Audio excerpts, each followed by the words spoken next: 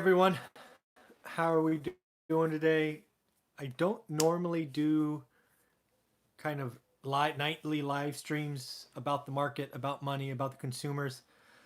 But heck, when the Dow has the largest point drop ever, I think it was 1,190 points after a couple of other days that were at or near 1,000 points. I think you need to think about it, right? We've entered correction territory, 10%. It's taken 6, 7, 8 days to go from record highs to a correction. What is an investor to think? Again, I always try to be, measured. Try not to let emotions get the better of me. It doesn't always work. I can probably say this because I have zero money in the stock market, so it's probably easy for me to be low key because I don't have a dollar in the race, if you know what I mean. But what do we know? Right? We talked about it this morning. We know that growth in most of the world is slowing. I think that's a fact at this point. We know that there is growth in other regions of this coronavirus, COVID-19 or 90 or whatever it is. And it is hurting supply chains, it is hurting demand, and it is certainly affecting consumer behavior. We also know that many countries are in or will officially be in a recession shortly. Japan had something like a negative 4% print in Q4. It's going to be bad in Q1. A lot of Europe follow the rest of the world. And for that, I think we have to pocket in consumer demand, supply chain issues in China gonna last? Is it over in March? 5 weeks, 4 weeks. Is it over by tax day, April 15th? Does it last to July 4th? And I think those are the questions that at least I don't know, and I've heard nobody of authority kind of make that claim. If the world economy in suppliers and all of that get up and running by the end of March, I don't think the US hits a recession. If it's July 4th, oof. Q1 could be negative, Q2 could be negative. It really could. My guess is Q1 is close to zero, but Q2 could be negative. So again, you need 2 negative quarters to actually call a recession. And I don't see that right now. With the American economy was so strong. Real estate, construction that we've been talking about the last couple of weeks should pick up some supply of workers if it gets that bad. But again, the cost of capital is going down. So as we talked about this morning, I am really interested to see what happens at open houses, right? Is foot traffic at open houses down? And if that answer is yes, that means the fear from the stock market has transitioned to real estate. And that will be interesting information for me to find. If open houses are down, if pendings are down, if offers are down, it's going to be a slow economy. But again, kind of trying to be a contrarian here, I wait for things like that. I will be more aggressive. When everybody is afraid, and I see afraid as less foot traffic, less offers, less pendings, I'm going to get aggressive because I don't think this thing is going to last past July 4th. So if there's a 6-month or 5-month air pocket where everybody's afraid and I could lock in some cheaper prices in some lower interest rates, great. I will certainly do that. So that's my thesis at this point is I think rates are going to go down. I think the Fed's going to have to cut, which is, 2 days ago I was telling you I don't see it. It seems like consumer behavior is changing a lot faster. And I think there's going to be executive pressure to, pull the stock market out of this, right? It's down 10%. But the other thing, when you look at the stock market, Yeah, good point. There's a little bit left, not much. Um, but when you look at the stock market, this doesn't remind me of a fear-based market. It's really been orderly.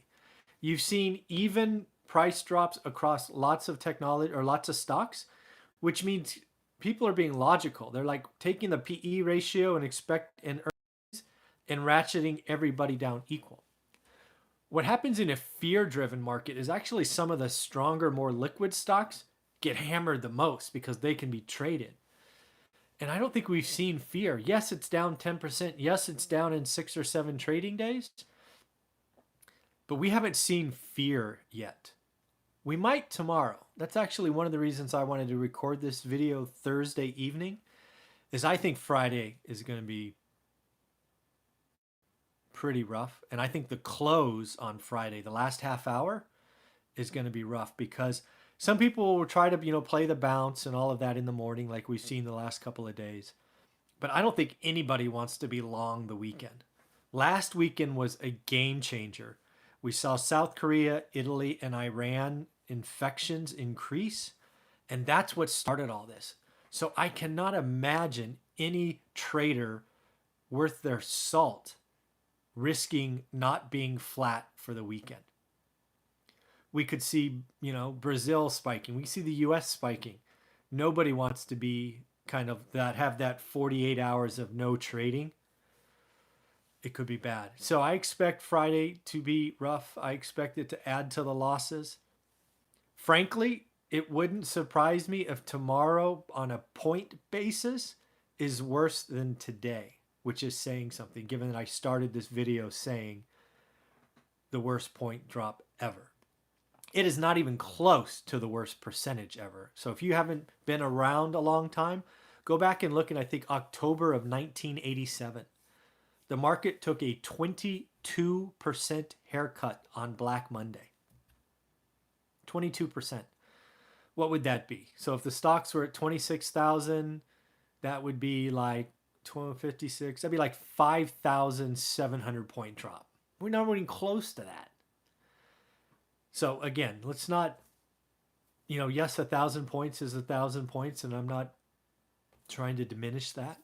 Certainly 3 average 1,000 points days is nothing to sniff at, but it's not 22%. We didn't lose 5,000 points in a single day.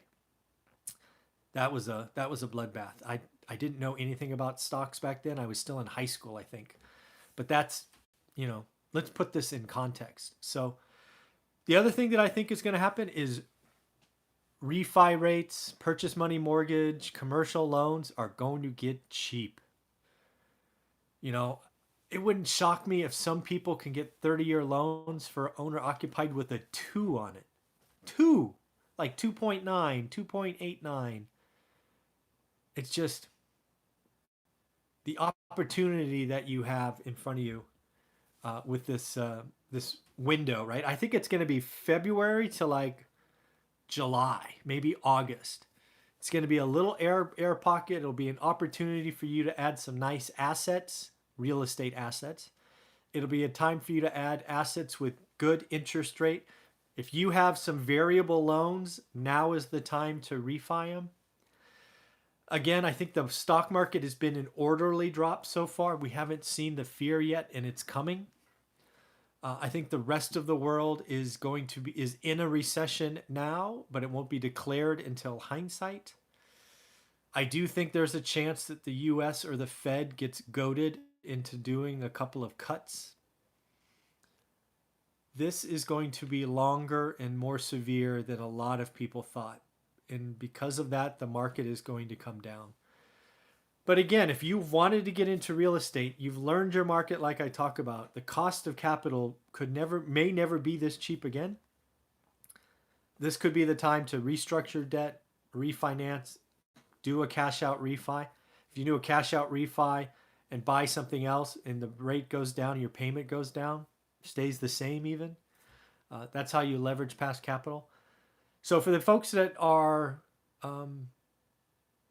that will rush in when everybody runs out, this could be a pretty good time. I think we're going to have some opportunities. I think we're going to see consumer behavior change. I think we're going to see a drop in open houses, which means a drop in pending, which means I'm going to get aggressive and buy some more property.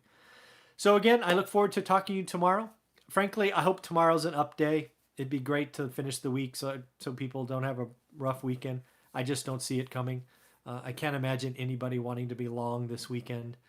It's going to be kind of messy. So in the end, take care of yourself, be well, and let's see what happens.